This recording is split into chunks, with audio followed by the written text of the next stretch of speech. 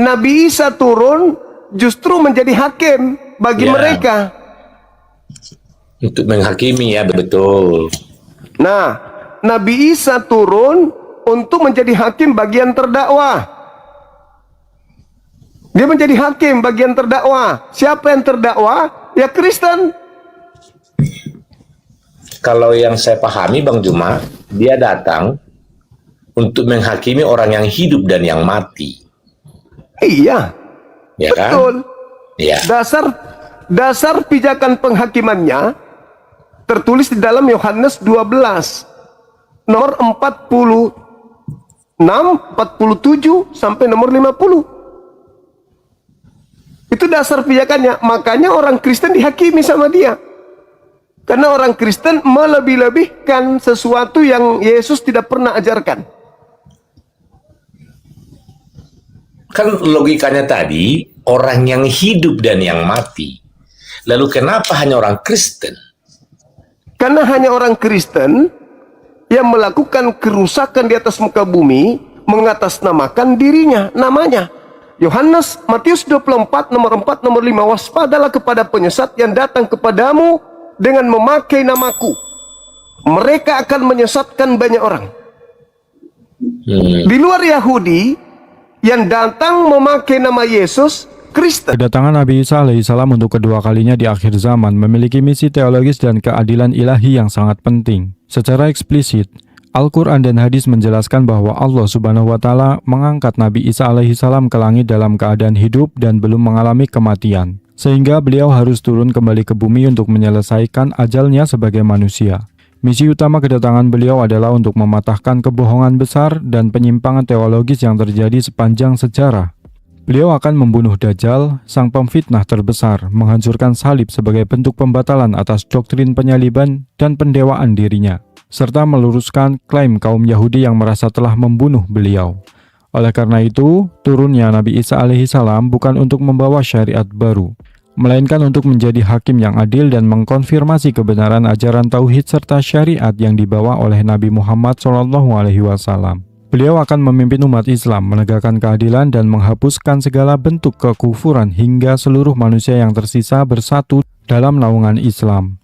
Peristiwa ini menjadi bukti otentik yang membongkar kekeliruan dogma-dogma manusia, menegaskan bahwa Yesus atau Nabi Isa alaihissalam hanyalah seorang hamba dan utusan Allah yang taat, yang pada akhirnya akan wafat dan dimakamkan secara wajar sebagaimana layaknya seorang manusia biasa.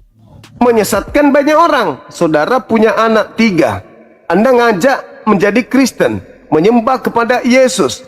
Anak Anda 3 punya anak masing-masing 3, 9 masing-masing punya anak 3. Semakin banyak menyesatkan banyak orang. Karena Anda telah memakai nama Yesus untuk menyesatkan anak-anak sampai keturunan Anda, sampai kiamat. Bagaimana dari 2000 tahun yang lalu? Itulah yang dimaksud Yesus. Menyesatkan banyak orang pakai namaku. Nabi Muhammad datang untuk meluruskan ajaran beliau yang sudah dibengkokkan. Makanya Nabi Muhammad mengatakan, Nabi Isa akan datang untuk kedua kalinya meluruskan ajarannya yang sudah dibengkokkan oleh orang-orang Kristen.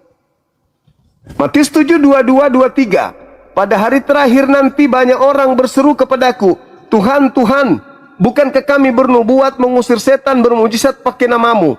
Kata Yesus, pada saat itulah aku akan berterus terang kepada mereka. Enyahlah daripadaku, aku tidak mengenal kalian. Kalian semua adalah pembuat kejahatan. Siapa yang memanggil Yesus Tuhan? Bermujizat, mengusir setan pakai nama Yesus. Islam tidak mungkin. Satu-satunya kelompok adalah Kristen. Siap-siap diusir. Datang nanti menghakimi. Itulah saudara yang memanggil Yesus Tuhan, bernubuat, mempersesatkan kalian. Kalian dihakimi. Itulah dia datang sebagai hakim. Makanya dalam Al-Quran, surah Al-Ma'idah ayat 116, ayat 117, Nabi Isa ditanya oleh Allah, apakah engkau yang mengajar orang-orang ini menuhankan dirimu? Nabi Isa mengatakan, tidak. Maha suci engkau. Aku tidak pernah mengatakan sesuatu yang bukan hakku untuk aku katakan. Yesus mengatakan itu di mana? Yohanes 12 nomor 49. Aku tidak berkata-kata dari diriku, melainkan apa yang aku katakan adalah apa yang diperintahkan oleh Bapa untuk aku katakan dan aku sampaikan. Nah, Kristen memakai nama Yesus, menyembah Yesus, makan babi, tidak bersunat, memakai nama Yesus, ibadah minggu, memakai nama Yesus, melakukan hal-hal penyembahan terhadap Yesus, memakai nama Yesus, melakukan hal-hal yang tidak pernah diajarkan oleh Yesus. Di situ ya, Bang Juma ya. Yang saya lupa ayatnya di mana. Saya lupa ya. Tapi mungkin Bang Edis lebih pintar dari saya. Yang datanya Tuhan Yesus itu bukan apa yang dimakan itu menjadi haram. Artinya babi tadi loh. Bukan apa, tapi apa yang keluar. Misalnya saya caci maki orang, saya hina orang, itu yang haram. Bukan apa yang saya makan. Yang saya makan itu sudah halal. Yang ada binatang di muka bumi ini silakan makan, itu boleh. Tapi ada ayat itu, cuma saya lupa. Matius 12 dan Matius 15, ketika Yesus dan muridnya memetik gandum, lalu ada juga ketika Yesus makan, lalu ditegur sama orang-orang ahli Torah, lalu ahli Torah mengatakan, Yesus, kenapa murid-muridmu makan tanpa cuci tangan? Kenapa murid-muridmu meninggalkan adat istiadat nenek moyang kita? Ya. Kata Yesus, dengarlah, kata dia, bukan yang masuk ke mulut itu yang menajiskan, tetapi apa yang keluar. Nah, orang Kristen mentafsirkan itu babi, Bang. Padahal murid-murid Yesus tidak ada di meja mereka itu babi. Orang Yahudi dari Abraham, dari Musa alaihissalam sampai kepada mereka tidak ada yang makan babi. Yang ditegur di situ, kenapa muridmu makan tanpa cuci tangan? Makan apa? Makan gandum, bukan makan babi.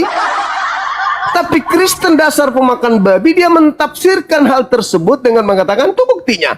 Bukan yang masuk yang menajiskan, tapi yang keluar. Kalau begitu narkoba boleh dong. Daging manusia boleh dong. Kan bukan yang masuk, tapi yang keluar.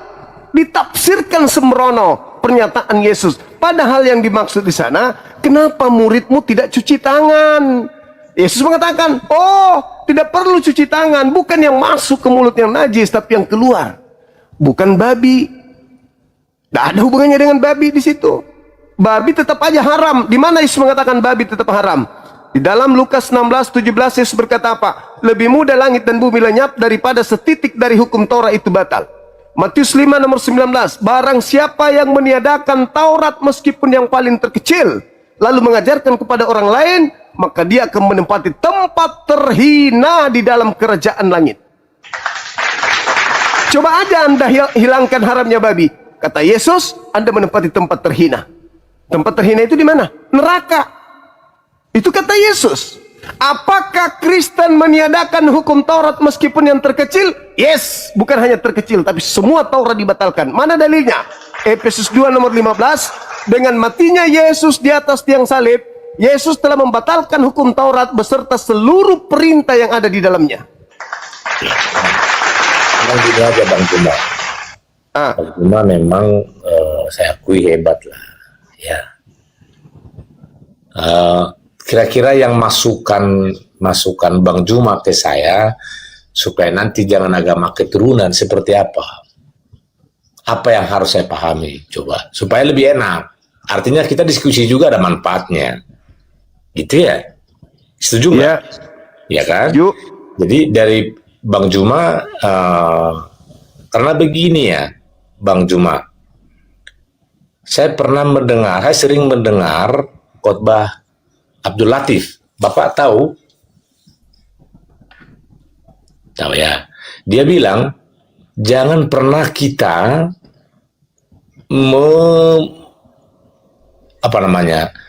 lebih paham agama orang lain daripada agama kita. Agama kita aja yang kita pahami.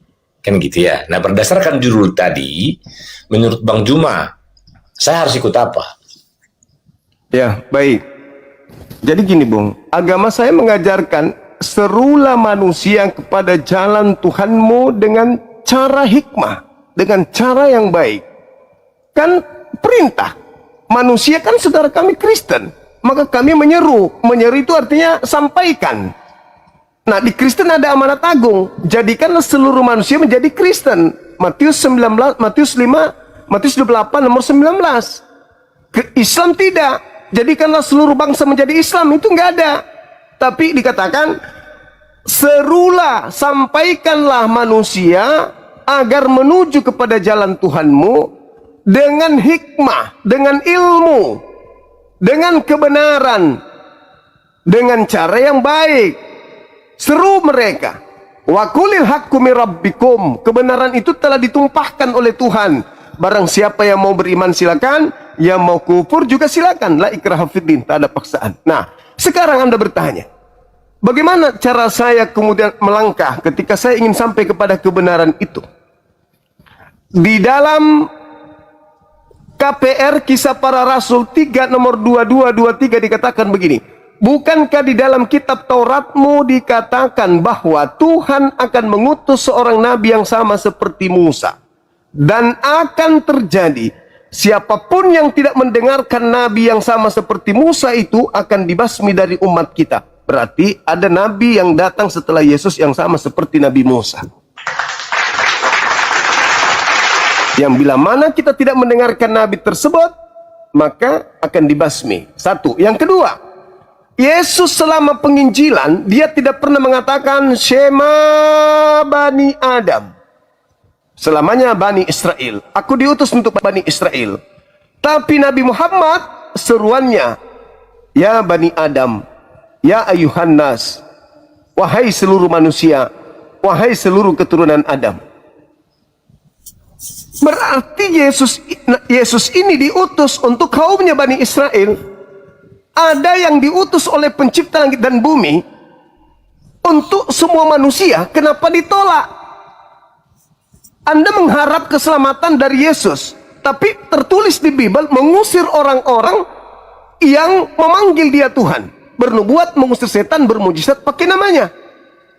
Ada di dalam Al-Quran dikatakan, Kul in kuntum tuhibbunallaha fattabi'uni yuhibbukumullah wa yaghfir lakum dzunubakum wallahu ghafurur rahim. Katakanlah kepada mereka, wahai Nabi Muhammad, jika mereka hendak dosa-dosanya diampuni, dihapuskan, ditebuskan, ditiadakan dosa-dosanya, perintahkan, minta kepada mereka untuk mengikuti engkau. Maka aku Tuhan akan mencintainya, dan akulah Tuhan yang akan menghapuskan dosa-dosanya. Clear. Jadi kita nggak butuh korban. Tidak butuh korban Tuhan turun mati segala macam. Enggak. Cukup mengikuti Nabi Muhammad, percaya kepada dia untuk menyembah kepada pencipta langit dan bumi. Jangan menyekutukan dengan makhluk, maka dosa-dosa kita dihapuskan. Kalau dosa kita dihapuskan dan kita dicintai oleh pencipta langit dan bumi, apakah kita masih butuh sesuatu selain itu? Surga sudah pasti bagian kita, karena kita dicintai sang pemilik surga. Dosa-dosa kita dihapuskan oleh sang pemilik surga. Orang yang dosanya dihapuskan dan dicintai oleh sang pemilik surga, kemana perginya? Ya di surga. Ini kadang-kadang Bang Jumaya yang saya bingung. Seperti yang dikatakan oleh Abdul Latif, Abdul Somad. Saya sering nonton masalahnya ketika beliau khotbah di televisi gitu ya.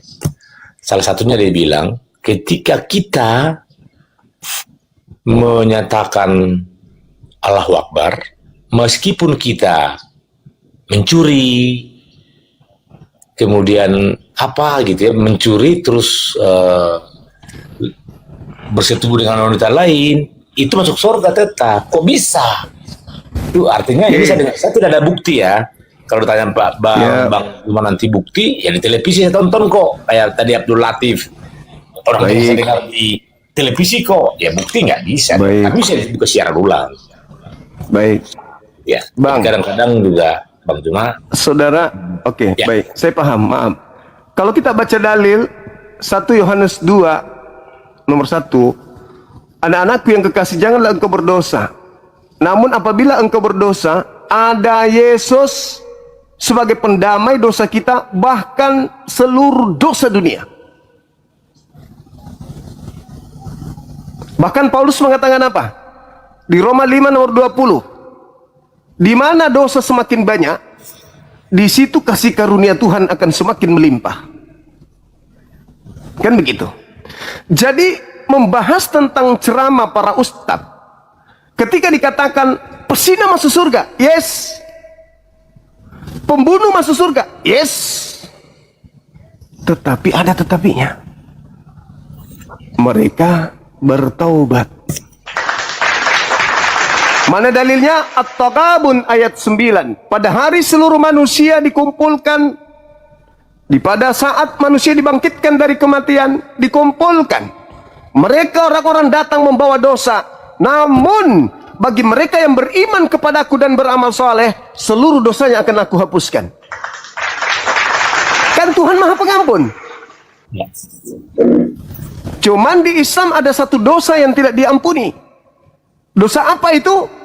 Dosa menyekutukan Allah. Itu dosa yang tidak diampuni. Makanya di dalam Ulangan 13 nomor 1 sampai nomor 15, Tuhan mengatakan apa di sana? Jikalau ayahmu, ibumu, saudara perempuan, saudara laki-laki, istrimu, sanak familimu mengajarkan engkau untuk membujuk engkau untuk menyembah kepada Tuhan selain daripada aku, maka tanganmu sendiri yang harus membunuhnya. Aku adalah Tuhan pencemburu. Tidak boleh ada sembahan di hadapanku selain daripada aku. Jadi seluruh dosa itu diampuni oleh Allah, kecuali satu, dosa menyekutukannya. Makanya dalam Islam sangat ngeri orang-orang yang menyekutukan Yesus, menyekutukan Allah dengan Yesus. Karena Yesus mengatakan dalam Yohanes 17:3, hidup kekal itu adalah mereka mengenal engkau satu-satunya Allah, satu-satunya Tuhan yang benar, dan mengenal Yesus Kristus yang engkau utus. Itu hidup kekal. Itu di imannya Islam. La ilaha illallah Yesus Rasulullah. Imannya Islam. Nah, kembali kepada pertanyaan tadi, yang ceramah tadi Ustadz kita. Kalau ada orang berzina, ada orang membunuh, merampok, mati tanpa bertaubat, apa yang terjadi? Ganjarannya apa? Masuk neraka kalau tidak diampuni oleh Allah. Tetapi mereka tidak kekal di sana. Kenapa tidak kekal? Karena dia tidak menyekutukan penciptanya. Bukankah Tuhan itu maha adil? Menghukum manusia berdasarkan dosanya masing-masing, perbuatannya masing-masing. Bukankah manusia itu memiliki amalan baik, amalan buruk? Ketika masuk ke neraka dihapus seluruh amalan buruknya, amalan baiknya kemana? Dalil Al-Quran secara tegas dan eksplisit menyatakan bahwa perbuatan menyekutukan Allah atau syirik adalah dosa terbesar yang tidak akan diampuni jika pelakunya mati dalam keadaan belum bertobat, serta diancam dengan hukuman kekal di dalam neraka. Dalil utama mengenai tidak diampuninya dosa syirik tertuang dalam surat An-Nisa ayat 48 dan diulangi pada ayat 116, di mana Allah Subhanahu wa Ta'ala berfirman bahwa sesungguhnya Allah tidak akan mengampuni dosa syirik dan Dia mengampuni dosa selain dari itu bagi siapa yang dikehendakinya. Penegasan mengenai keharaman surga dan ancaman neraka kekal bagi pelaku syirik dipertegas secara langsung dalam surat Al-Maidah ayat 72, di mana Allah menegaskan bahwa barang siapa mempersekutukan Allah, maka sungguhlah Allah mengharamkan surga baginya dan tempatlah adalah neraka, serta tidak ada seorang penolong pun bagi orang-orang zalim. Oleh karena itu, jika ditinjau dari kacamata tauhid dan penalaran teologis yang kritis, prinsip ini menunjukkan betapa krusial dan mutlaknya keesaan Allah dalam ajaran Islam. Dosa syirik menjadi batas yang sangat jelas antara keselamatan dan kebinasaan abadi,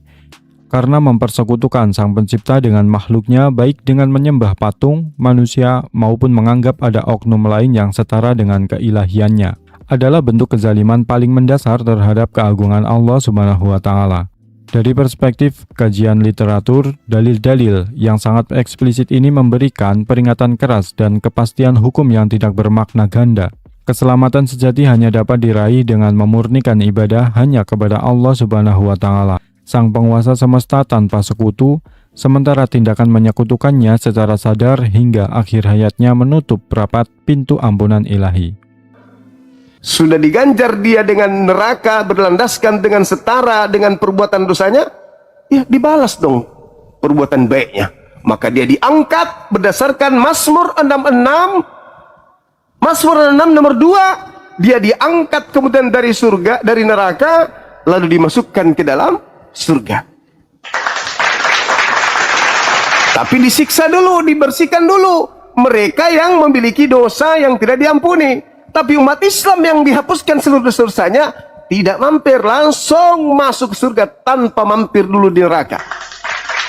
Ada yang mampir, yaitu dia yang memiliki dosa tidak diampuni oleh Allah, karena yaitu hak Allah.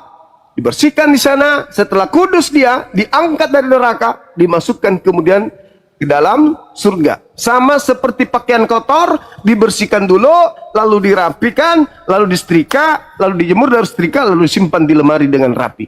Begitu juga karena Allah Maha Pencipta, menciptakan kita, menyayangi kita. Cuman satu yang menetap di neraka, yaitu orang yang mati dalam keadaan Kristen. Karena di Kristen menyembah anak orang, menyembah Yesus, di mana Yesus justru mencontohkan menyembah kepada Bapa. Siang malam dia bersungguh-sungguh berdoa sampai keringatnya seperti titik-titik darah karena menyembah kepada Tuhannya. Makanya dikatakan dalam Ibrani 5 nomor 7, sebagai manusia Yesus telah mempersembahkan doa yang sungguh-sungguh kepada Bapa yang mampu menyelamatkannya dari kematian, dan atas kesolehannya doanya dikabulkan. Soleh dia, bukan Kristen, tapi soleh. Soleh itu Islam. Dan atas kesolehannya, wah Islam dia, Yesus soleh, maka dia kemudian diselamatkan. Jadi ketika ada dosa yang kita lakukan tidak diampuni, berarti Tuhan menginginkan kita dibersihkan dulu. Tapi karena kita tidak menduakannya, maka Allah yang Maha Pengasih setelah membersihkan kita, diangkatnya kita dari neraka, dimasukkan ke dalam surga. Tapi ingat, saudara-saudara muslim khususnya, siksaan yang paling ringan di neraka adalah para penghuninya diberikan sendal, di mana ketika mereka menggunakan sendal itu, otak di dalam mendidih seperti minyak kelapa yang sedang menggoreng. Itu yang paling ringan. Jadi kalau saudara-saudara muslim, biarlah aku bersinah, biarlah aku mencuri, tak apalah aku masuk neraka. Jangankan kepala mendidih, Anda merasakan aja dulu sakit kepala, tidak mendidih, otak Anda sudah nggak bisa goyang, nggak bisa berdiri, apalagi kepala mendidih di dalam, dan di neraka tak ada kematian. Kita merasakan dalam keadaan sadar otak mendidih, gimana siksanya tuh. Jadi orang Islam, biarlah aku bersinah, yang penting aku tidak menyekutukan Allah. Nggak boleh, nggak boleh. Kita berkata, berarti memang kau rencana untuk masuk ke neraka. Na'udzubillah, tsumma na'udzubillah. Jadi yang benar adalah, Bang, manusia bersinah hari ini, menangis dia bertobat. Ya Rabb, ampuni aku ya Rabb. Besok, habis makan makanan yang segar-segar, saripatinya menjadi sperma, spermanya meletup-letup lagi, bersinah lagi. Setelah bersinah, keluar nafsu sudah terlampiaskan, bertobat lagi, Tuhan, betul. Begitu seterusnya. Kenapa seperti itu? Ya karena daging, sifat daging. Maka benarlah ajaran Islam setiap hari minta petunjuk. Jangan kita dulu jemaah, pastor pendeta aja, imam kita, imam ustadz ngomong ini itu tidak boleh, tidak boleh. Ada yang menjamin setelah itu dia tidak bermaksiat? Oh, tidak ada yang menjamin itu. Kenapa? Selama dia makan nasi, makan ikan, makan ayam, selama itu juga nafsunya pasti berkobar-kobar di dalam. Maka yang benar adalah ketika manusia itu selalu minta petunjuk kepada Allah. Makanya Islam setiap hari sholat, ihdinas siratal mustaqim, tunjukilah kami kepada jalan yang lurus, siratal ladina an'amta alaihim, yaitu jalan orang-orang yang engkau beri nikmat keselamatan kepada mereka, bukan jalan orang-orang yang engkau murkai, bukan pula jalan orang-orang yang sesat. Itu doa umat Islam setiap sholat. Karena nggak ada yang menjamin setelah sholat kita nggak bermaksiat. Nah, yang saya herankan ini Kristen. Kenapa saya heran? Karena Kristen ini bukan lagi hamba Tuhan. Di dalam Galatia 4 nomor 7 kata Paulus, engkau sekalian bukan lagi hamba Tuhan. Kalian ini sekarang adalah anak-anak Tuhan dan pewaris surga. Kalau orang Kristen bermaksiat, tidak dihitung hamba. Karena kenapa? Perintah di dalam Torah, jangan ini, jangan itu, jangan ini, jangan ini, jangan itu haram, jangan itu sudah dibatalkan dengan matinya Yesus. Jadi kalau orang Kristen bermaksiat, ya bolehlah. Toh mereka bukan lagi hamba Tuhan. Mereka anak-anak Tuhan. Kalau umat Islam hamba Tuhan. Nah, sekarang permasalahannya, kalau Kristen bukan hamba Tuhan, lalu mereka di gereja menghambakan diri kepada siapa pada hari Minggu? Oh, ternyata Kristen bukan hamba Tuhan, tapi hamba Yesus. Salah. Yesus aja menghambakan diri kepada Tuhan. Kenapa Kristen menghambakan diri kepada Yesus? Makanya kata Yesus, enyahlah daripadaku. Aku tidak mengenal kalian. Kalian semua adalah pembuat kejahatan. Na'udzubillah, tsumma na'udzubillah. Manggil Yesus Tuhan bermujizat, tapi Yesus mengusir. Itu bahaya, Bang. Silakan. Oke Bang Juma. Artinya memang saya harus pelan-pelan juga ini. Kalau terlalu panjang malah ininya agak belum, harus belajar lagi lebih banyak nanti ke Bang Juma. Mungkin besok atau Insya Allah. Ya. Baik Bang. Karena baik. Kalau Bang Juma menjelaskan pakai kayak tadi ya, pakai bahasa Arab, nggak ngerti saya itu. Maksudnya nggak ngerti saya. Baik nah, Bang. Baik. Ya pelan-pelan saja supaya nanti lebih masuk. Jadi tidak kayak tadi ribut aja yang ada tadi diskusinya. Apa yang diskusi begini? Kalau gini kan bisa saya dengar ceramah Bang Juma. Kemana larinya saya bisa paham gitu. Sedikit banyaknya belum langsung paham benar ya. Saya garis bawahi, saya tanda kutip belum paham benar lah. Tetapi yang jelas saya bilang tadi ya kalau bahasa Arab saya nggak ngerti. Saya nggak pernah belajar itu. Tapi kalau bahasa Indonesia masih loading lah gitu ya. Mungkin gitu Bang Juma, saya terima kasih. Baik, nanti jumpa baik, Abang. di Baik. pelan-pelan saja dulu. Saya mohon maaf kalau ada kata-kata yang kurang berkenan tadi di awal. Demikian Terima juga kasih, saya Abang. Bang Juma, saya minta maaf. Terima kasih. Masya Allah, sahabat Sultan Barakallah. Makasih Abang ya. Makasih Bang ya. Ya. Halo. Makasih. Salam. Salam. Baik teman-teman sekalian, kata Quran, ud'u ila sabili rabbik. Serulah manusia kepada jalan Tuhanmu dengan jalan hikmah, bil hasanah, dengan cara yang baik. Cara baik itu kita gunakan bila mana kita menyeru kepada Tuhan kita. Tapi kalau saya kasar, itu saya tidak sedang menyeru kepada Tuhan saya. Untuk orang itu ke Tuhan saya, enggak. Saya sedang mematahkan argumentasi error yang ada pada orang tersebut. Al-Quran saya mengatakan apa? Ud'u ila sabili rabbik. Serulah manusia kepada jalan Tuhanmu, kepada jalan Allah, dengan cara hikmah, ilmu, dan baik. Karena saya mengajak kayak abang kita tadi.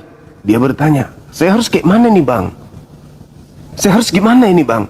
Ya aku seru dia, aku sampaikan dengan cara yang baik. Tapi kalau yang kayak tadi yang naik itu illalladzina zalamu minhum. Kecuali orang-orang zalim yang ada di antara mereka. Seibarat kita meluruskan besi yang bengkok, maka kita membutuhkan tempaan yang kencang, keras, tegas.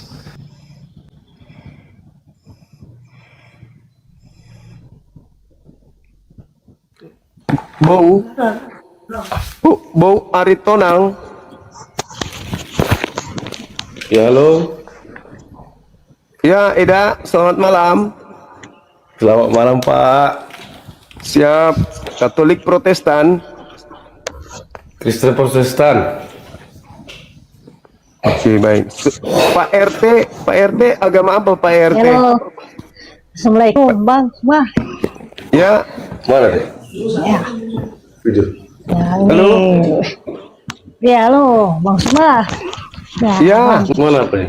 Ya, sama-sama dari Sos Tenggara. Saya Aris, asli Sos Tenggara Bang. Emosi saya tuh tadi itu debatnya yang gini Bang. Bahkan saya cari loh itu datanya yang naik menghina ini ya. Nanti kau minta video. Iya. Jaringan Anda kayaknya membuat suara Anda nggak enak kedengaran di kuping, Bang. Diperbaiki jaringannya dulu. Setelah jaringannya baik, silakan naik ke pos kamling. Di sana nanti Anda akan menemukan teman-teman di sana. Tinggal DM saya. Halo. Wih. Kaget saya. Kirain perempuan udah pakai BH. Selamat malam Pak Juma. Malam juga. Dari Ya, Protestan apa ya. topik kita Pak? Protestan. Agama tanpa akal. Agama tanpa agama. Bukan. Agama tanpa akal ya Pak. Siap. Ada agama yang dianut. Kalau itu akal itu apa itu Pak? Akal itu ikatan. Akal itu ikatan. Ikatan maksudnya sesuatu yang digunakan atau yang dipakai atau yang diberikan sebagai cahaya untuk menentukan objek-objek yang tidak bisa kemudian lari dari sesuatu yang telah terikat. Contoh, ini HP, akal yang menentukan ini HP. Ini nggak boleh dikatakan pisang atau sendal, Iya. ya, nggak boleh. Itulah akal. Jadi akal serpihan cahaya yang Tuhan berikan kepada manusia, di mana dengan akal itu manusia bisa berkarya sehingga membuat sesuatu yang bersifat norma, aturan, etika, estetika, adat istiadat dan seterusnya yang dipakai untuk menentukan nilai sebuah harga atau apapun itu. Keterikatan yang tidak bisa dirubah untuk menjadi sesuatu yang tidak sesuai dengan fakta atau keadaan. Jadi kalau ada agama yang tidak berakal, berarti agama itu mengajarkan penganutnya untuk sekedar imani saja. Imani saja Bukan ya, Pak, ya. ditelaah, ya, bukan ditelaah dengan proses berpikir atau akal. Gitu. Oh begitu ya Pak ya. Kalau dari dulu kita kan hidup Pak mengikuti sejarah Pak kan? Ya, Mengikuti sejarah. Apa yang Terus? kita rasakan dari dulu sejarah kita ikuti. ya, itulah yang kubilang. Ada agama yang tidak menggunakan akal untuk menganut. Untuk menganut agama itu tidak dibutuhkan akal, tapi yakini aja, percaya saja.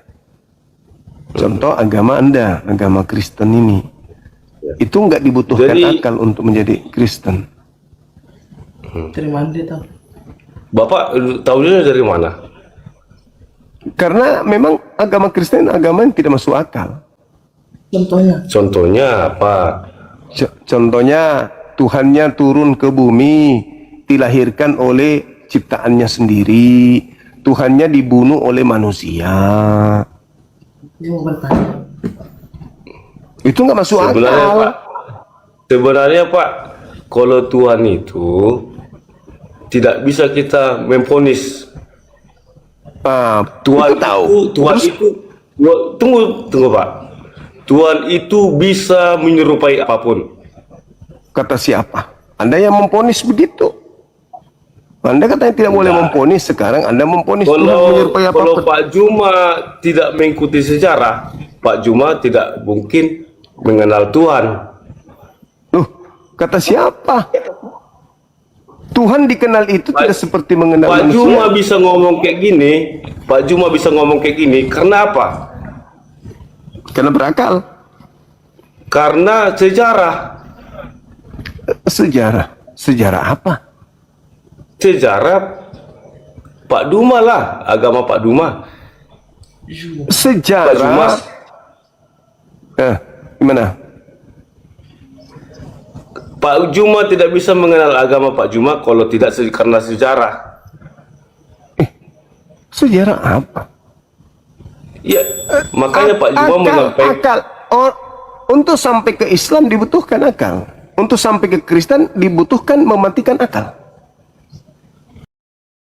Menurut saya, dalih yang menyatakan bahwa Tuhan memiliki maha kuasa untuk berubah menjadi apa saja, termasuk menjadi manusia dalam wujud Yesus, atau bahkan menjadi iblis, merupakan bentuk kerancuan berpikir yang merusak sifat-sifat keagungan dan kesempurnaan Tuhan itu sendiri.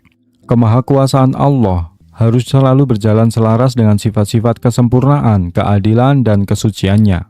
Menganggap Tuhan bisa berubah menjadi manusia yang lemah, butuh makan, mengalami rasa sakit, atau bahkan berubah menjadi iblis yang merupakan makhluk terkutuk dan sumber kejahatan, bukanlah bentuk teologis yang menurunkan derajat Sang Pencipta menjadi setara dengan makhluk yang memiliki kekurangan dan kehinaan. Menganggap Tuhan bisa berubah menjadi manusia yang lemah, butuh makan, mengalami rasa sakit, atau bahkan berubah menjadi iblis yang merupakan makhluk terkutuk dan sumber kejahatan, bukanlah bentuk pengagungan terhadap kekuasaannya, melainkan bentuk penghinaan teologis yang menurunkan derajat Sang Pencipta menjadi setara dengan makhluk yang memiliki kekurangan dan kehinaan. Oleh karena itu, argumen Tuhan bebas berubah menjadi apa saja adalah bentuk kesesatan logika yang memaksakan konsep inkarnasi tanpa membedakan mana hal yang mustahil bagi Allah dan mana yang jais atau boleh bagi Allah. Allah Maha Kuasa atas segala sesuatu yang sesuai dengan keagungannya. Tetapi mustahil bagi Allah untuk melakukan hal-hal yang bertentangan dengan sifat kesuciannya, seperti menjadi jahat, lemah, atau berubah menjadi iblis. Dari kacamata tauhid yang murni, pemikiran ini membuktikan betapa bahayanya ketika teologi dibangun di atas andaikan-andaikan akal yang liar, tanpa dilandasi oleh dalil eksplisit Al-Quran dan kesucian konsep muhalafatul lil hawadisi. Allah berbeda dari segala bentuk makhluknya. Contohnya apa itu, Pak? Tadi sudah aku bilang, Tuhannya Kristen dibunuh manusia. Masuk akal nggak Tuhan langit di bumi dan bumi dibunuh makhluk? Tuhan itu, Pak, bebas. Yang penting kita bisa mengikuti kebaikannya. Ya itulah aku bilang agama Anda tidak boleh pakai akal. Kalau Anda mengatakan Tuhan bebas mau jadi apapun, berarti Tuhan bisa jadi setan. Makanya Tuhan itu, Pak, dikasih kita Tuhan bisa berpikir. jadi setan. Hah? Dikasih Apa? kita berpikir. Nah, Dikasih itulah kita aku berpikir. tanya. Apakah otak Anda berpikir ketika ada Tuhan menjadi setan? Intinya, Pak, kalau Intinya. setan itu bisa aja bebas kok. Namanya Tuhan. Nah, berarti Tuhan bisa jadi setan kan? Makanya kita Itu manusia nggak ini bisa dikasih. diterima akal. Nggak bisa diterima akal. Karena yang namanya Tuhan itu maha suci. Kok Tuhan Pak jadi Juma aja, setan? Pak Juma aja baru tamat membaca aja, baru mengenal huruf aja baru umur segini. Masuk akal nggak Tuhan dilahirkan manusia? Hah? Masuk akal nggak Tuhan dilahirkan Ya, manusia? Ya kalau Tuhan bebas loh, Pak. Nggak, dia suka-sukanya loh. Bukan masalah Tuhan yang bebas suka-sukanya. Masuk akal nggak Tuhan jadi manusia? Masuk akal lah. Kenapa nggak masuk akal? Masuk akal. Orang bebas. Oke. Iya. Oke. Oh itu tidak masuk akal kalau Anda alasannya bebas. Bukan ke akal itu. Alamak. Kalau kayak kita ini Pak Juma, Tuhan jadi manusia. Manusia itu kan tidak maha kuasa. Iya kan? dia kan ada jalannya dia, Pak. Jalan itu kan Iya, manusia itu kan tidak maha kuasa. Betul? dari mana kita mengenal Tuhan kalau tidak melalui sejarahnya? Apalagi Tuhan kok bersejarah? Sejarahnya Betul Tuhan loh, Pak. turun jadi bayi gitu. Bapak pintar karena apa? Karena sejarah. Sejarah Tentu lagi. sejarah Bapak pintar. Sejarah apa? Sejarah terus dari tadi. Anda kerja di ini, di perpustakaan atau di museum? Di museum? Sebenarnya kita ini Pak semua sejarah, tapi kita menganggap diri kita benar. Yesus ada nggak sejarahnya usia 13 tahun sampai 29 tahun? Bapak belum pernah berangkat ke surga, tapi Bapak udah berani ngomong udah mengenal surga. Memang Bapak siapa?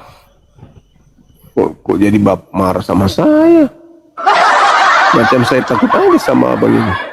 Makanya kalau dalam agama kami Pak sudah dikasih pelajaran yang baik, ikutilah yang baik. Tidak usah menghakimi orang, itu aja Pak. Kenapa jadi hakim ini bapak ini? Karena Masuk kan akal Bang nggak? Juma, Masuk akal nggak Tuhan pakai celana dalam? Mampus, marah Tuhannya, ngamuk dia. Sebenarnya Tuhan tuh bebas Pak, yang jelas Bapak baik. Itu aja kalau sama kami. Tuhan bebas maksudnya? Jangan menghakimi orang lain. Apa? Yesus menghakimi orang. Jangan kau berikan mutiara kepada anjing. Jangan kau berikan barang kudus kepada babi. Yesus menghakimi orang. Orang-orang di luar Dari Yahudi Bapak Yesus aja sebut udah anjing. kotor. Dari bahasa Bapak Matius aja udah kotor. 7. Matius 7 nomor 6 yang aku baca, kata Yesus, jangan kau berikan mutiara kepada babi dan jangan kau berikan barang kudus kepada anjing. Itu ucapan Yesus, katanya. Jadi Pak Juma ini masuk apa besok? Masuk surga atau masuk neraka Bapak? Iya surga dong, kan saya bukan Kristen. Dari mana Bapak tahu? Tunjukkan dulu. Bisa Bapak masuk surga. Hidup kekal kata Yesus, mengenal Tuhan Enggak. dan Yesus satu. Dia mengikuti Alkitab. Bapak tunjuk aja Bapak bisa masuk surga ayat Bapak. Coba. Al-Quran surah Al-Mu'minun Iya, ayat bacalah 10 Bapak ayat saya. 11. Adapun Iya, apa orang-orang itu, Pak? mukmin, mereka itulah pewaris surga Firdaus, mereka kekal di dalamnya. Keren toh? Keren kan? Nah, sekarang ada nggak Siapa yang dalilnya bilang di itu Pak? Bible? Siapa yang bilang itu? Allah atau Al-Quran Tuhan? saya. Al-Quran saya mengatakan itu. Kan saya orang Islam. Tadi kau bilang jangan bilang Bible. Jadi saya masuk ke Quran. Apa sih? Ya. Sekarang ada nggak jaminan surga untuk orang Kristen? Tulis itu siapa di dalam Al-Quran Pak? Ada nggak jaminan surga untuk Kristen di Bible? Ya jelas ada lah Papi. Tulis di mana? Tertulis di mana? Mas sendiri. Bapak Juma kan tahu. Di mana? Di gedung Tapi sejarah. kan ahli semua Bapak. Tidak ada di Bible jaminan surga untuk Kristen Kristen. tahu. Ada. Kristen tahu, Muslim tahu kan. Bapak kan bisa jawab. Justru karena itu di Bible nggak ada jaminan surga untuk Kristen. Bapak bilang, Satu data pun tidak ada. Yang ada jaminan neraka untuk Kristen. Yes. Ada dalilnya. Coba. Mana coba Pak? Coba. Di dalam Matius 23 nomor 15. Kristen itu adalah orang neraka. Sahabat Andre Syukron. Di situ diterangkan pengikut ahli Taurat dan orang Farisi yang di luar dari Yahudi itu adalah orang neraka yang 2 kali lebih jahat daripada orang Yahudi. Jaminan nerakanya Kristen itu valid, sahih, absah, tanpa diragukan. Bungkus Pak Eko.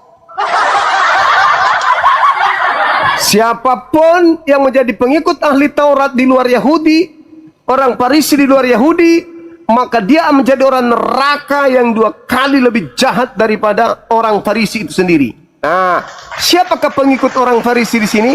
Siapakah pengikut orang Yahudi di sini? Di luar orang Yahudi, Kristen. Udah siap dibakar api neraka? Udah siap? Udah siap? Ya udah. Thank you kalau gitu. Kayaknya Kayaknya dari bahasa bapak itu bapak yang masuk neraka. Karena bapak udah menghakimi orang, nggak tahu. Tapi Anda minta dalil, jadi saya kasih dalilnya. Kristen itu udah dijamin neraka. Kok aku pula yang menghakimi? Bapak. Yesaya 66 nomor Yang jelas, 15, Pak. 16, 17, 18, 19. Tuhan akan datang membakar seluruh pemakan babi. Anda makan babi nggak? Makan, Pak. Makan. Ya udah, itu dalilnya, jaminannya neraka.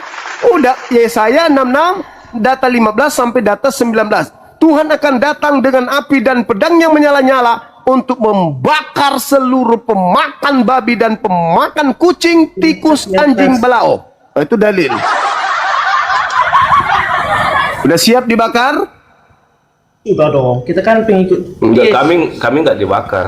Matamu, pengikut Yesus kok Kristen? Pengikut Yesus itu Yudaism, bukan Kristen. Kristen itu pengikut Paulus. Ada-ada aja tante ini, kacau. Diusir tadi kan, Karena- ngaku-ngaku. Bukankah karena kami Ye- bernubuat? Bukankah kami mengusir setan? Bukankah mujizat? Kata Yesus, matamu. Aku tidak mengenal kau, siapa kau? Karena Yesus itu baik kali, Pak. Dia yang paling suci di dunia. Baik kali, tapi ngusir kamu apa gunanya? Karena dia memaafkan, bukan kayak bapak. Matamu, nenekmu kiper, memaafkan. Enyahlah daripadaku, aku tidak mengenal kalian. Kalian semua pembuat kejahatan, kok memaafkan pula. Ayo, sadarlah. Sadar kawan, sadar. Ya, terima kasih atas masukannya. Ya, Iya. sadarlah. Mungkin Mari, berapa? Mari jadi pengikut Iya. Yesus yang benar. Jangan menjadi pengikut Paulus. Jadi Pak Juma pengikut Yesus. Oh, jelas dong.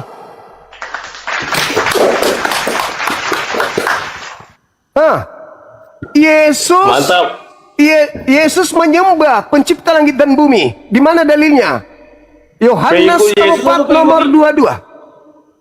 Pengikut Yesus atau pengikut Isa? Pengikut Yesus, pengikut Isa, pengikut Musa, pengikut Abraham, Daud, Yakob, Nabi Muhammad. Itulah aku. Anda pengikut Paulus, pengikut Markus, pengikut Thomas, siapa? Pengikut Lukas. Siapa lagi? Pengikut Ananias. Siapa lagi? Pengikut Martin. Pengikut siapa lagi? Andrenius. Siapa lagi? Siapa lagi? Semua orang bule-bule kau ikutin, bukan mengikuti Yesus. Jadi Pak Juma Saya mengikuti kan? Yesus. Yesus Ya. menyembah kepada pencipta langit dan bumi. Yohanes 4:22. Lah Anda mengikuti siapa menyembah Yesus? Yuk. Kalau pengikut Yesus ya kita sama juga sama kita. Yang penting baik. Matamu kawan, matamu. Maaf, saya harus mengatakan matamu kawan. Mana ada pengikut Yesus makan babi? Yesus punya pengikut makan babi. Mana ada? Pengikut Jadi- Yesus tidak makan babi, pengikut Yesus tidak makan anjing, pengikut Yesus tidak makan kucing, tidak makan tikus. Pengikut Yesus itu ibadah di sinagoge, di mikdas.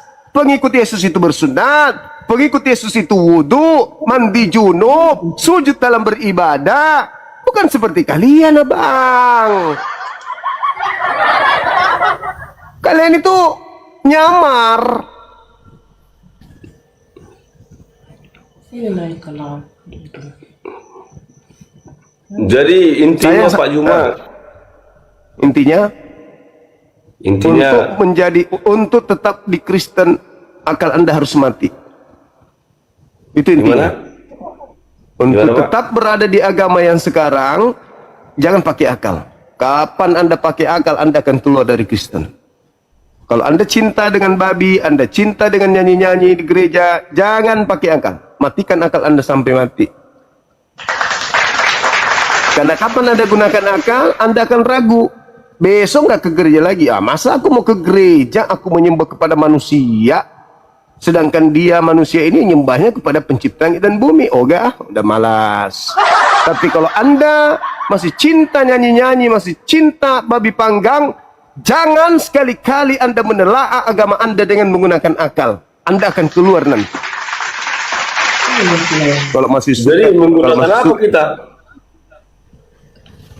yakin, percaya, yakini, percaya, ikuti sejarah nenek moyang kalian ke gereja, ikuti aja itu. Karena kapan Anda menggunakan akal, pasti kaki Anda sudah malas ke gereja.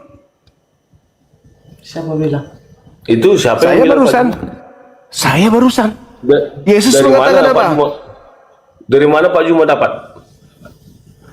Sekarang kalau Anda mengatakan Anda menggunakan akal dalam beragama, tua mana Maria dengan Yesus?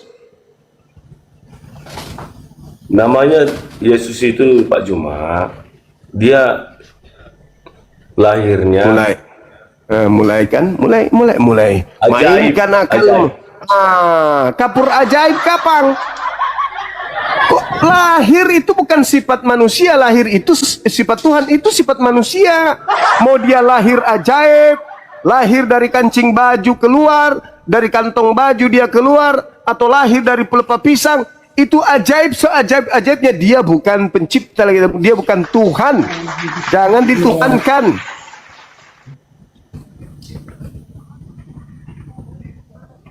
kenapa nggak dituhankan? Karena kita gini, karena kita Dia harus, bukan Tuhan kok dituhan.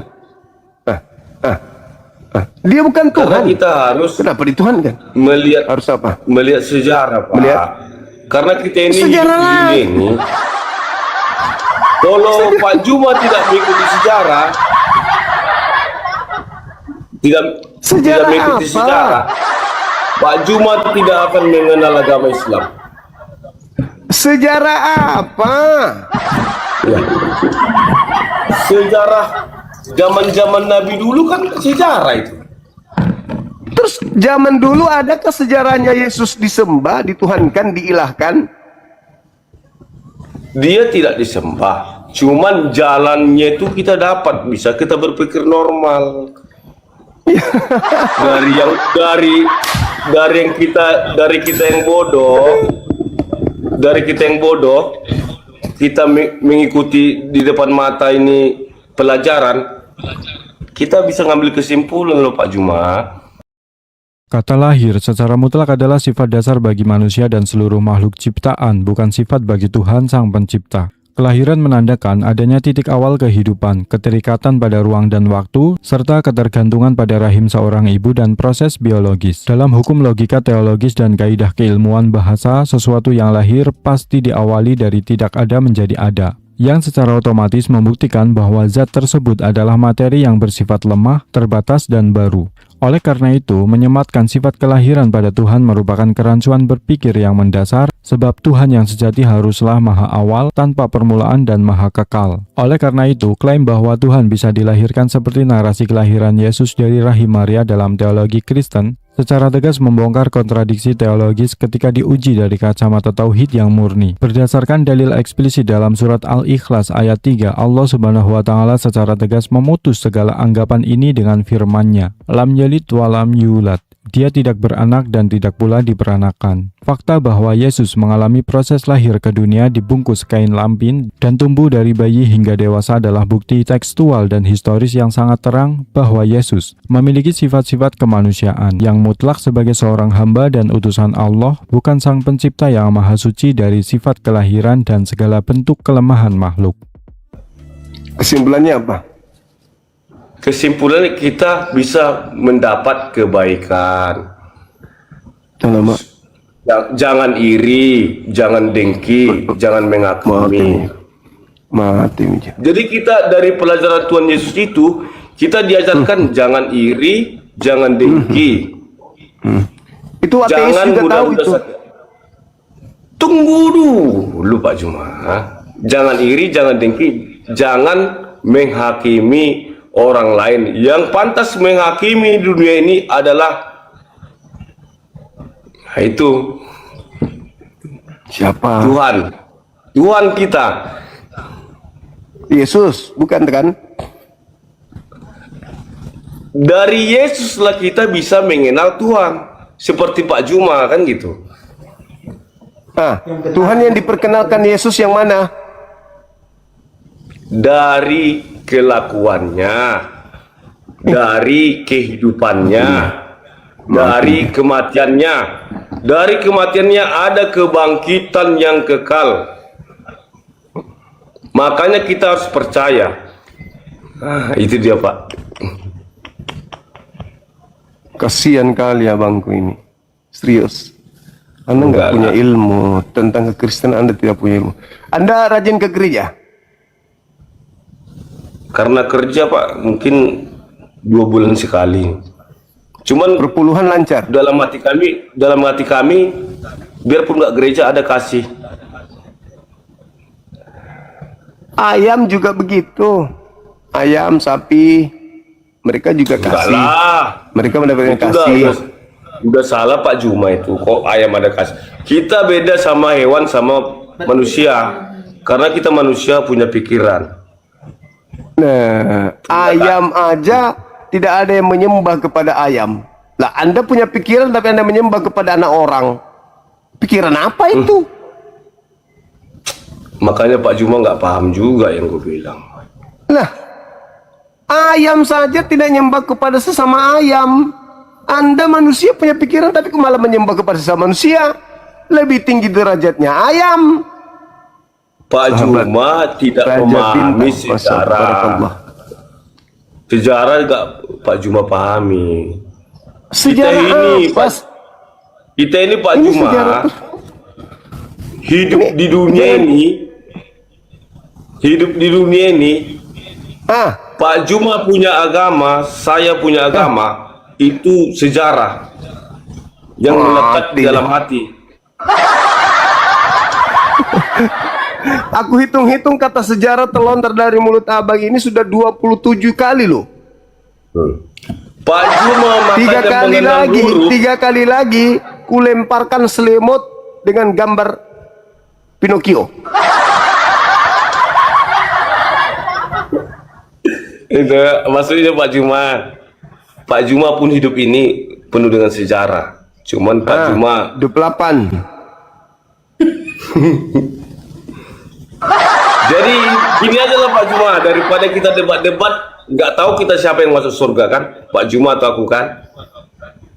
Nah, terus nunggu Pak Juma. nunggu mati dulu gitu. Nunggu mati dulu. Yalah. Ya baru tahu kita itu tuh surga. bodoh.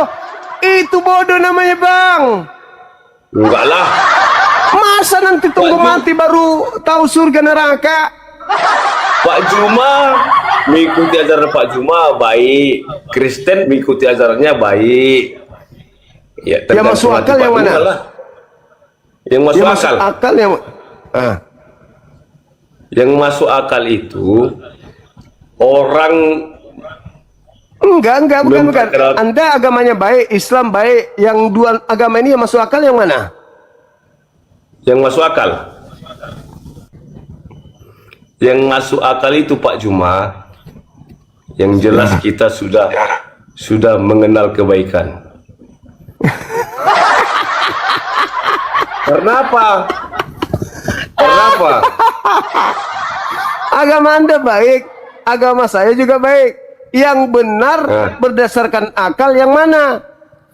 Mau apapun Pak agama Pak Juma, kalau hati Pak Juma iri dengki, menghakimi orang, merasa benar,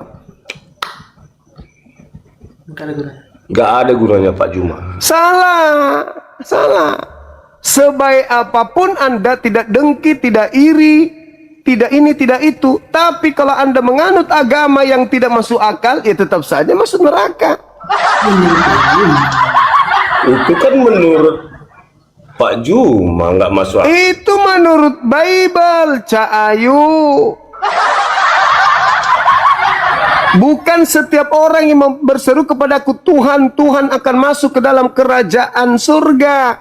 Melainkan dia yang melakukan kehendak Bapakku yang ada di surga. Kehendak Bapak, Iya. ibadah Sabtu atau ibadah Minggu? Dia 7 hari dia Pak Juma istirahat. Enggak, kehendak Bapak ibadah Sabtu atau ibadah Minggu?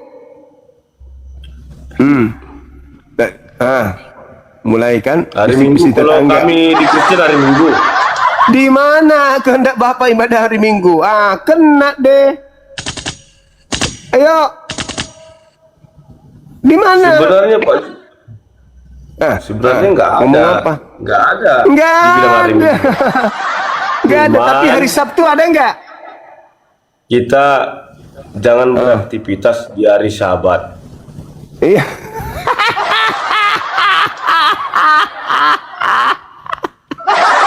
Aduh, Bung, sebenarnya abang ini baik loh. Dari hati, dari wajahnya tercerminkan orang baik. Sayangnya dalam hal agama, Anda tidak gunakan akal. Coba sedikit, gara-gara- sedikit aja menggunakan akal dalam beragama. Sedikit aja.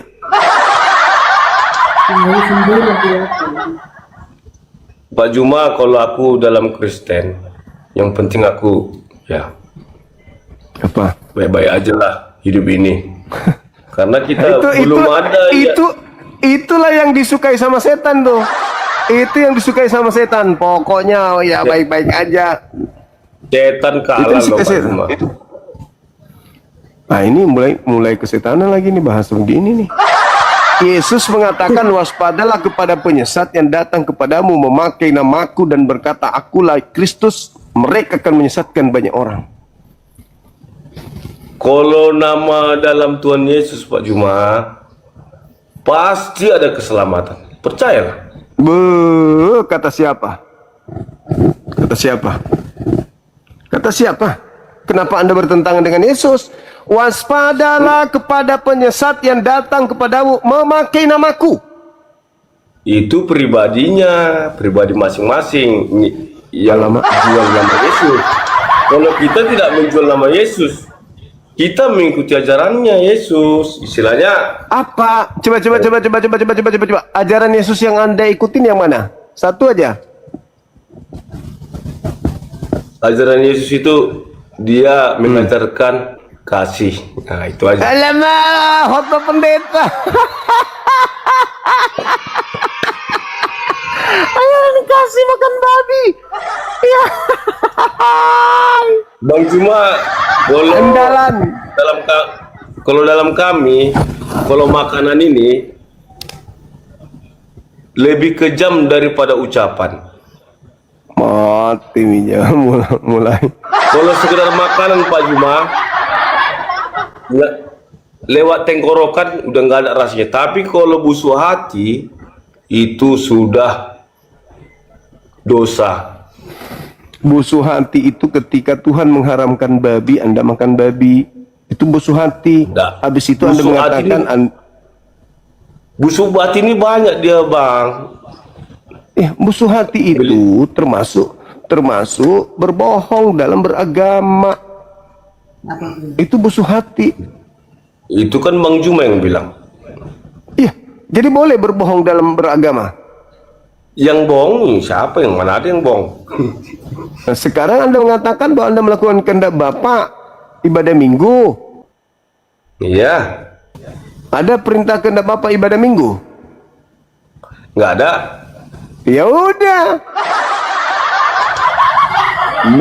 Mau ibadah hari apapun, mau Senin, Tuhan Jumat, Sabtu, Minggu, Melawan Tuhan nih, Tuhan aja dilawan tuh, coba. Gimana masuk surga?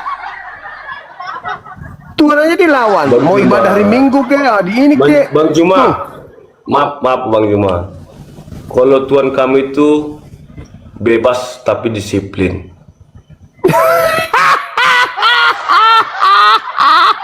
Yang penting sopan. Iya. Tuhan itu tidak Tertib. Tuhan itu tidak harus satu bahasa. Kalau Tuhan kami bebas bahasa. Bebas bahasa dia. Mau berdoa pun di dalam rumah, hati ke hati. Hati ke hati dia Bang. Bukan harus satu bahasa, enggak. Kalau ke Tuhan kami bebas, karena dia apa, maha tahu semua. Mau bahasa Inggris, mau bahasa Perancis, mau bahasa Kamboja, yang teras hati ke hati ngomong. Kalau itu Tuhan kami, Mana nggak harus dalilnya? satu bahasa. Mana Tidak ada dalilnya dalilnya, kalau karena kami diajarkan langsung sportif.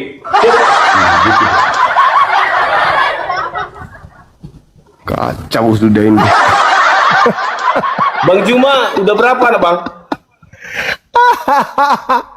Udah berapa nak bang? Tiga. Tiga ya. Nomor 1 terus berapa?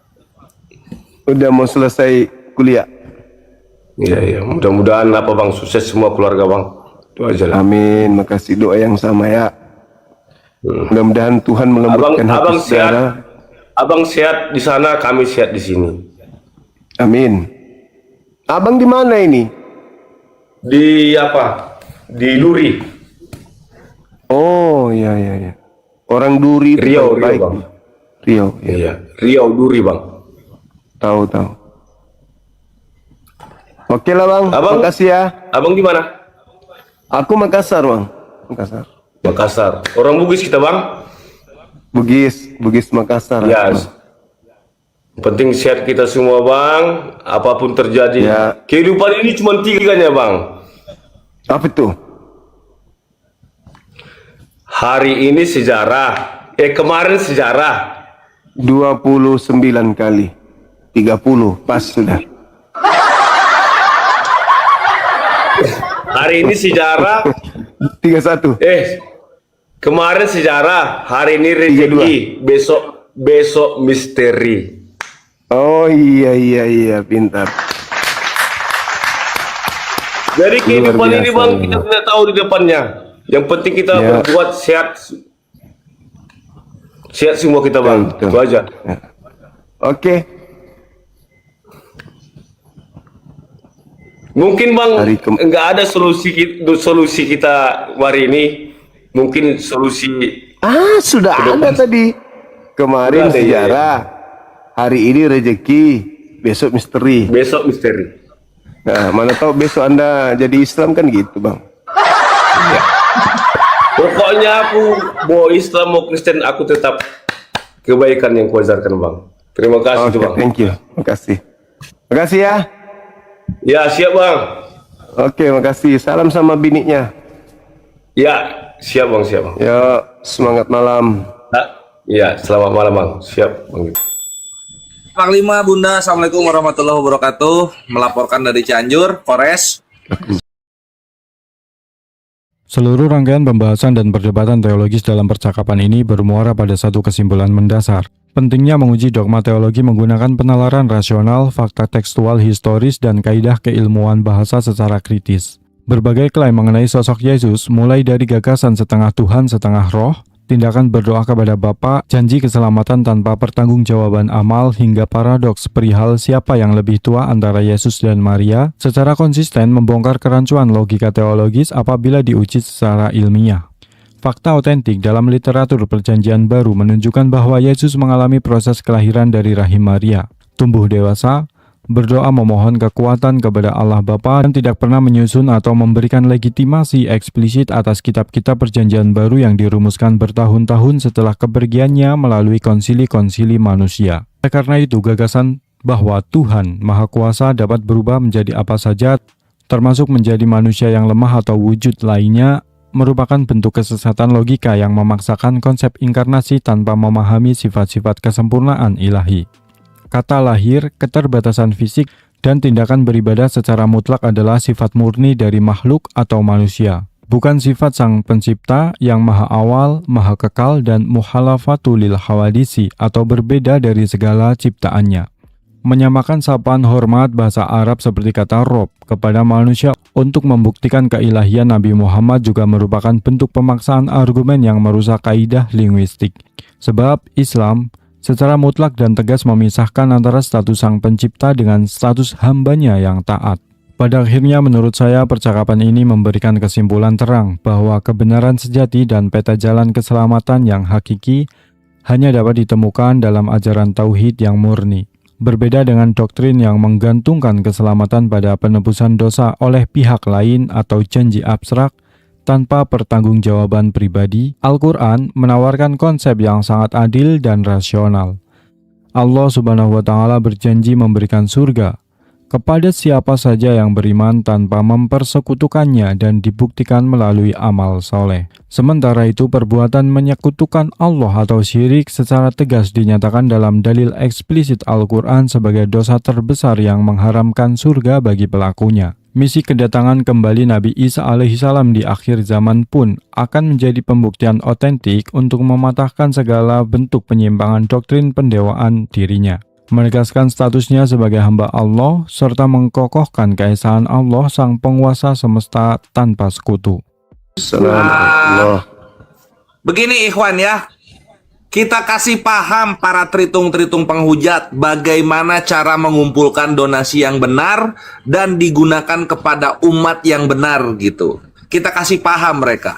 Sudah berapa banyak penghujat ngumpulin donasi jadi beras pribadi? Sudah berapa banyak kita menyaksikan? Sekarang APII lagi-lagi akan memberikan contoh bagaimana cara menggunakan uang umat yang baik dan kembali kepada umat. Kalian belajar dari sini Tritung. Kalian belajar dari sini. Dan pertama yang kalian perlu pelajari, ketika kalian ingin mengumpulkan uang umat dan kembali kepada umat, kalian bentuk dulu yayasan yang berbadan hukum. Sehingga kalau kita macam-macam ya, ada negara yang bisa meminta kita bertanggung jawab. Bukan macam Edis TV dan sang istri Suwarni. Ngumpulin dana rumah apologet malah jadi rumah pribadi. Siapa apologet yang nongkrong di sana? Siapa? Siapa? Bukan seperti Tanpa Ragi. Ngumpulin duit jemaat buat bikin kitab suci. Ujung-ujungnya jadi beras pribadi. Bukan seperti Eben Records. Ngumpulin duit buat rumah singgah agamanya. Ujung-ujungnya cuma batu bata 5 biji. Lihat APII, semua yang kalian berikan kembali kepada umat. Semua yang kalian berikan jadi untuk mualaf, jadi sunatnya, jadi mukenanya, jadi sekolahnya, jadi juga pelajarannya, jadi juga pengajiannya. Semua jadi di APII, ikhwan. Dan kita sudah berdiri, alhamdulillah menuju 3 tahun ya. Dari 2023, sekarang 2026, kalian sudah bisa melihat semua program APII.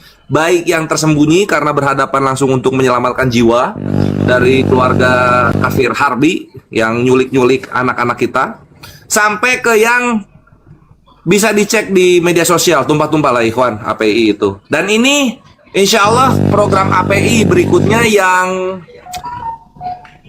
yang dampaknya jauh lebih besar dan panjang. Ketika kami sudah di alam barzah, berkumpul dengan ruh-ruh orang soleh, maka inilah yang bisa kita persembahkan untuk generasi-generasi kita ke depan. Sehingga nanti akan banyak lagi gurunda-gurunda, Bang Zuma di 2030, 2045, 2055, Kores, Bunda Rahma, banyak regenerasinya. Dan muslim-muslim awam terbiasa untuk menghadapi para misionaris yang jualan patung Tuhan gitu, Ikhwan. Oke? Jadi disupport. Silakan, ini QRIS-nya. Dan kalian jangan berkecil hati ikhwan ya, yang kalian berdonasi gitu. Misalnya kalian ikhlasnya atau mampunya cuma 10.000, gas 10.000 nggak ada masalah. Nggak ada masalah ikhwan. Yang penting kalian ikhlas, dan ini 10.000 nanti menjadi saksi kalian di yaumil hisab bahwa kontribusi kalian kepada agama ada. Tidak seperti encus dan juga penyepong-penyepong encus di luar sana. Ngomongnya panjang-panjang, sedekah nggak ada. Coba tanya itu Tuhannya yang jadi manusia, para penghujat-penghujat ini. Ketika itu Tuhan jadi manusia, pernah nggak selama 30-an tahun hidupnya bersedekah? Bukan bermujizat ya, bersedekah. Ada nggak? Nggak. Yang ada cuma minta doang. Nah, ini APII membuktikan bagaimana cara menggunakan uang umat kembali kepada umat. Gitu ikhwan ya. Gas!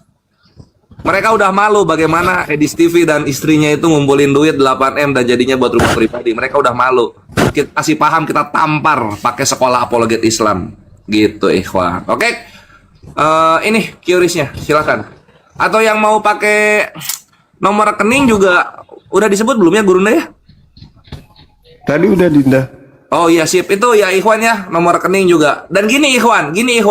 Kalian contoh para ahlus sodakoh yang insya Allah nanti masuk surganya Allah melalui jalur sodakoh. kalian contoh mereka-mereka, kalian jangan jebret banyak gitu. Kalian ikhlasnya berapa? Misalnya 100.000, tapi reguler, rutin, misalnya per bulan. Atau kalau kalian pengusaha ya per minggu gitu loh. Sehingga sedikit demi sedikit lama-lama menjadi sekolah gitu. Gitu Ikhwan, nggak ada masalah itu. Yang penting semoga doa Gurunda dijabah Allah Subhanahu wa taala melalui usaha kita semua. 2027 sekolah apologet Islam ini sudah mulai beroperasi gitu Ikhwan. Amin nggak ya rabbal alamin. Amin amin Allahumma amin. Saya nggak paham caranya Bang. Waduh, coba cari anaknya atau saudaranya yang tahu caranya untuk transfer ke QRIS. Ini di screenshot aja dulu Ukhti. Yoyot oyot kumpulkan donasi. Iya, untuk ngebubukin para penghujat-penghujat Islam yang jualan Tuhannya nggak laku-laku di Indonesia. Gitu dong Yoyot. Bukan jadi rumah pribadi lu tuh.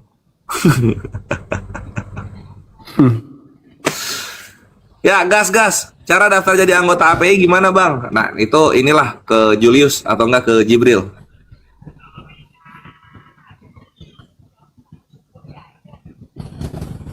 Nanti di sekolah ini, Ikhwan ya, di sekolah ini itu kalian harus paham ya. Kemarin ada yang nanya gini Gurunda, ada yang nanya, nanti kalau kalau udah lulus dari sekolah ini keluarnya jadi apa? Gitu Gurunda katanya. Ya seperti sekolah pada umumnya, kuliah. Kalau masih mau lanjut jenjang pendidikan berikutnya ya kuliah. Bisa di luar negeri, di Madinah, di Mesir. Mana Anda mau kuliah? Terserah pilih mana. Yang misalnya Anda berminat untuk memperdalam lagi bahasa, ya ambil jurusan bahasa. Kemana aja pergi, karena ya sekolah ini ya sama seperti sekolah umum, cuma ada penambahan materi-materi apologet dan Islamologi. Nah, gitu. Tuh. Dan kita Jadi, upayakan insya juga Allah ada SMK ya Gurunda ya, SMK ya. Iya, kita upayakan juga ada yang ini Dinda, ada yang hafal Quran. Amin. Kita hafal Quran juga, siapkan yang mau menjadi penghafal Quran juga ada nanti insya Allah. Itu niatan-niatan kita semuanya, insya Allah diijabah oleh Allah. Amin amin Allahumma amin. Zuma cari makan, Edis cari makan bre. Edis cari makan. Gurunda rumahnya ada kolam renang. Sebelum ada di TikTok, Gurunda rumahnya udah ada kolam renang. Di Muslim itu mujahid-mujahidnya dakwah udah kaya. Kalian teritung-teritung penyepong encus. Hujat-hujat Islam berangkat dari miskin. Beda ya. Aku masih ingat RK lu. Pertama dia tampil di TikTok. Aduh, Betul, serius. Kasihan aku Iba lihat waktu dia pertama, kan dulu dia sopan tuh, santun. iya. Sampai dia belajar Islam, tanya-tanya Islam kan ya. Sopan, terus gayanya gini. Iya bang, aku tinggal di mayoritas Islam bang.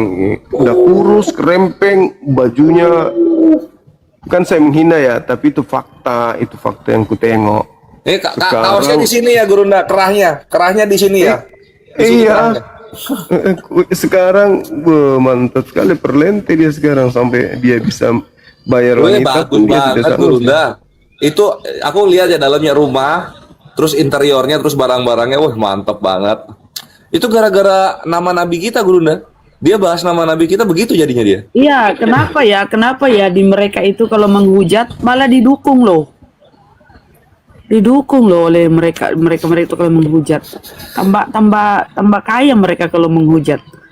Heran aku Karena mereka lemah syahwat cowok-cowoknya Bunda. Nggak bisa nyaingin banyaknya muslim di Indonesia. Gitu. Oh, untuk yang tadi ada yang tanya konfirmasi di bawah. Silakan chat Sekolahnya Bunda dibawa. Rahma, Bang Andi, Akang, atau DM Kores atau chat Kores untuk bukti transfer yang sudah kalian berikan. Sehingga kita bisa double check angka pasti yang berapa masuk. Kalau nggak salah, ini ya Gurunda ya, hari Jumat udah disonding ya? Udah berapa sekarang? 79 hampir 80 yang Masya dari Allah. tanggal 31 sampai tanggal 30 tanggal 7. Masya Allah. Ikhwan mantap ya. Jadi minggu pertama terkumpul 40, minggu kedua terkumpul 79 juta plus. Mantap Muslim. Ya, itu sudah total kan baru sepekan deh. total Minggu itu. Minggu kedua kan? Total itu. Sekarang baru masuk minggu kedua. Oh, Masya Allah, Allahu Akbar. Ya Ikhwan, minggu pertama 79 ternyata. Mantap. Masya Allah, keren. Muslim kaya. Hebat kalian. Ini ada yang bertanya ini sekolahnya di bawah Dikbud atau Depak? Depak ya? Dikbud ya Gurunda ya? Iya. Iya. Ah, oh Diknas. Kok Dikbud? Diknas, Dinas Pendidikan. Jualan agama paling cepat, iya. Makanya kan banyak yang jual Tuhan bentuknya patung, ya enggak? Sampai ada yang jual Tuhan bentuknya dildo, laku juga, bre. Jual agama enggak itu? Jual lah. Tuhan dildo warna-warni, ada yang pink, ada yang biru muda, coklat ada. Laku itu dijual Tuhan. Apa dildo? Kores. Waduh, Bunda Rahma memang disayang Allah ya, dijaga dari yang gitu-gitu. Nggak usah tahu udah telat juga. Oke. Ya teman-teman di screenshot ya. Di screenshot. Kalaupun besok atau lusa atau kapan ada rezeki baru bisa di scan, itu boleh teman-teman. Tinggal di screenshot. Ya Kores ya, bisa di screenshot terus Iya nanti betul, bisa tinggal di screenshot. hubungkan gitu loh. Kalian screenshot terus kalian reguler aja Ikhwan. Ingat ini untuk umat gitu. Karena rekeningnya rekening yayasan. Kalau udah rekening yayasan berbadan hukum nggak mungkin kayak Edis gitu kan. Dipakai buat beras pribadi, dipakai buat headset pribadi, kulkas pribadi, motor pribadi, sepatu roda pribadi. Orang gila ya di sini. Itulah ya Ikhwan ya. Di Muslim itu ya Allah menurunkan Nabi Muhammad SAW di Arab, lalu kemudian manusia ciptaan Allah paling sempurna ini memberikan satu perkataan indah yang penuh makna seperti ini. Kemiskinan dekat dengan kekufuran. Itu tuh kepada kafir-kafir macam Edis, macam Agatha yang botok miring, udah mahal miring lagi, macam Edwin gitu.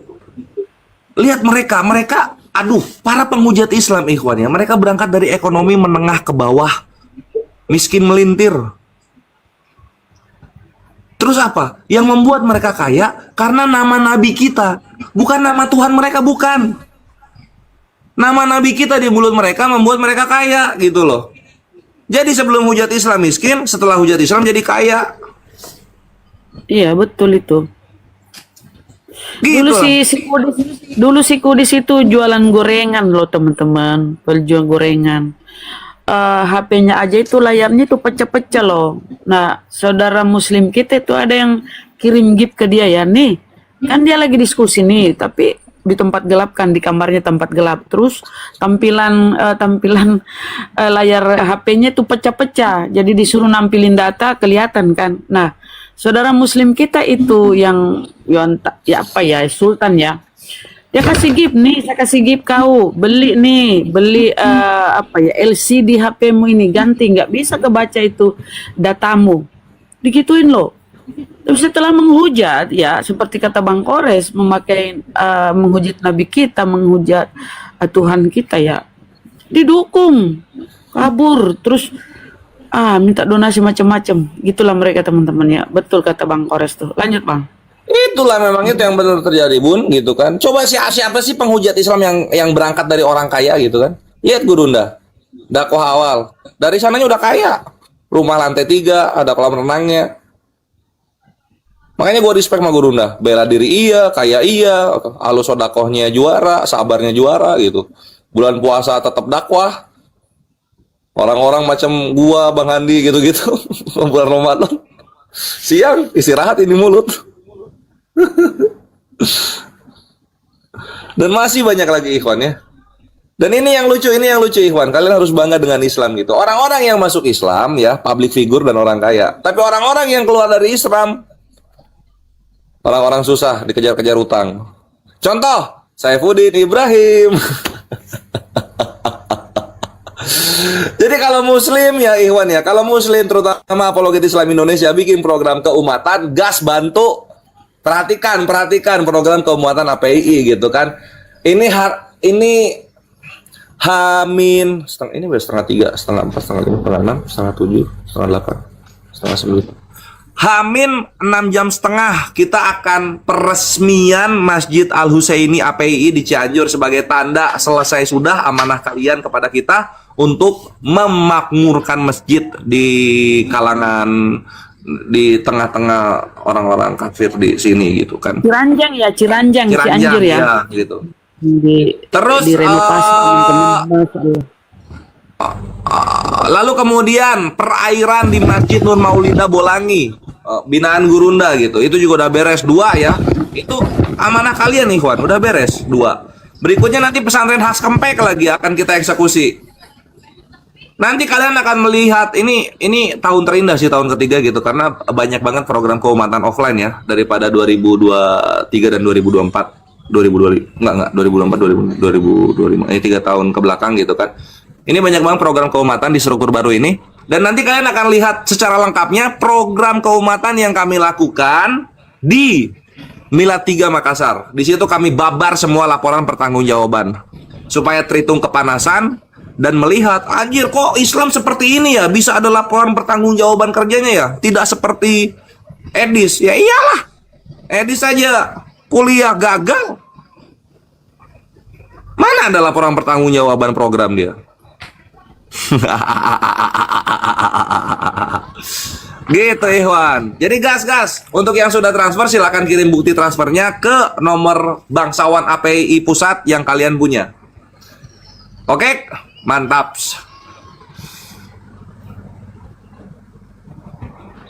Ingat kapal selam ya. Yo X kapal selam, lu beras pribadi. Jadi itu Ikhwan ya. Afan aku baru bisa gabung malam-malam gini karena ya persiapan besok acara gitu. Besok acara jam 9. Stay tune, insya Allah akan live di TikTok APII gitu. Untuk di YouTube nggak bisa recording karena untuk bawa live streaming ke dalam, maksudnya ke pedalaman. Agak ini Ikhwan, agak makan biaya sama riskat gitu. Jadi recording untuk di YouTube-nya. Kalau TikTok kita live. Stay tune ya di APII. Begitu. Dan mohon doanya, mohon kontribusinya, partisipasinya supaya sekolah apologet Islam ini segera berdiri di 2027. Amin, amin, Allahumma amin. Sip, mantap Guru. Ada lagi mungkin Bunda Rahma, Gurunda? Saya rasa udah cukup ya untuk malam ini ya, Gurunda. Ya, udah mau istirahat, kecapean. Oke. Silakan Gurunda. Ya, udah ditutup. Terima kasih sudah menyaksikan tayangan di channel Ulasan Dakwah. Semoga diskusi dan reaksi lintas iman bersama Bang Zuma kali ini bisa menambah wawasan, mempererat toleransi, serta memperkuat keimanan kita semua. Kami mohon maaf yang sebesar-besarnya apabila ada kata ucapan atau penyampaian yang kurang berkenan di hati para penonton sekalian, karena kesempurnaan hanya milik Allah Subhanahu wa Ta'ala dan segala kekhilafan murni dari kami. Jika Anda merasa konten ini bermanfaat dan memberikan sudut pandang yang mencerahkan, jangan lupa untuk menekan tombol like, bagikan atau share video ini ke kerabat atau grup Anda, serta klik tombol subscribe dan nyalakan lonceng notifikasinya agar tidak ketinggalan ulasan menarik lainnya. Kami juga sangat terbuka untuk mendengar pandangan Anda, jadi silahkan tulis tanggapan, saran, atau pendapat Anda secara bijak di kolom komentar di bawah.